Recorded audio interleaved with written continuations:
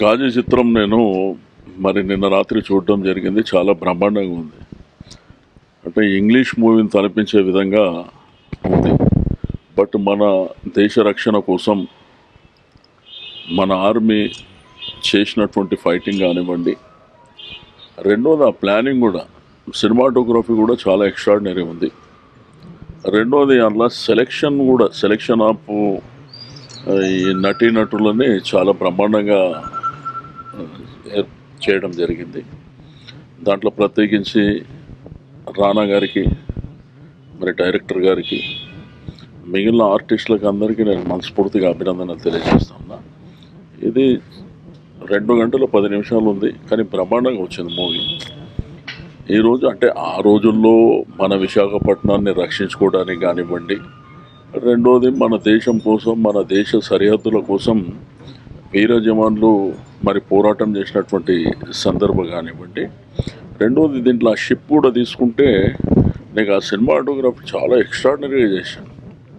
వాటర్లోకి వెళ్ళడం, బయటికి రావడం, రెండోది వాళ్ళు అటాక్ చేసిన తర్వాత షిప్ మొత్తం కొలాప్స్ కావడం, దాంట్లో కెప్టెన్ మరణించడం, ఆ తర్వాత చాలా కష్టపడి అక్కడ ఉన్నటువంటి వాళ్ళంతా అంటే ఆ కెప్టెన్ని వాళ్ళు చంపినటువంటి సందర్భం కానివ్వండి, రెండోది ఒక కక్ష కంపల్సరీగా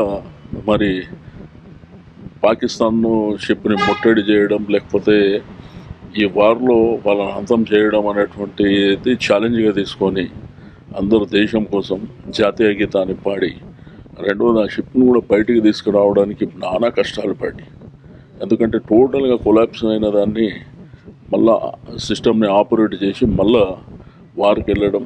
రెండోది ఏంటంటే వాళ్ళు వార్ చేస్తున్నటువంటి సందర్భంలో కూడా ఎప్పటికప్పుడు దాని హైట్, అంటే వాళ్ళు అటాక్ చేసినటువంటి సందర్భంలో, రెండోది ఆ బ్లాస్ట్ చేస్తున్న సందర్భంలో కూడా బ్లాస్ట్కు దొరకకుండా చేయడం, బట్ అల్టిమేట్గా ఫైనల్గా మన వాళ్ళని అటాక్ చేయడం అనేది చాలా ఎక్స్ట్రాడినరీగా చూపించింది. నేను మొత్తం టెక్నీషియన్స్ కానివ్వండి, డైరెక్టర్ గారికి, ప్రొడ్యూసర్ గారికి, అందులో ప్రతి నటుడికి నేను మనస్ఫూర్తిగా అభినందన. సీట్ ఎడ్జ్కి వెళ్ళి అలా చూస్తున్నాను నేను. It was very exciting. చాలా బాగా తీశారు సినిమాని. అన్నిటికంటే నాకు బాగా సర్ప్రైజ్ అనిపించిన విషయం ఏంటంటే, సినిమా అంతా సబ్మెరీన్లో ఉంటుంది అండ్ ఇట్స్ అ స్మాల్ సబ్మెరీన్లో పెట్టడానికి బ్లాక్స్ కూడా ఎక్కువ ఉండవు.